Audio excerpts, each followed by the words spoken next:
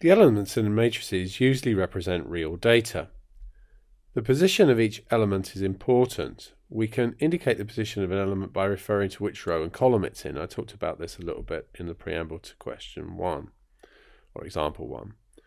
So Pij, so let's just write that a bit bigger so you can see it. Pij is the element that's in the ith row and the jth column. And that's illustrated here. We've got this matrix here, which is a 2 by 4 matrix. And for example, 4 here we can see is P13. It's the element in the first row and the third column. And this 2 here is P22, second row, second column. So we want to, I'm just going to erase those, determine the value of P12 plus P23.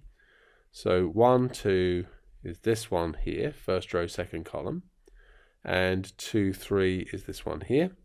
So that's -1, add -2, which is -3.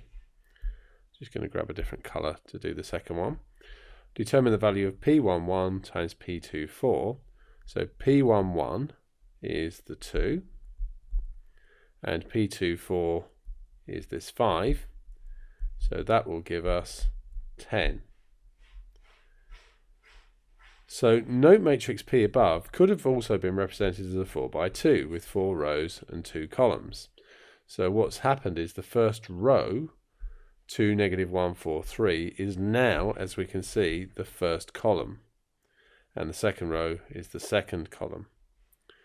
So we always write the order of a matrix in the form m by n, where m is the number of rows and n is the number of columns. And we've mentioned that once before, but it's worth repeating.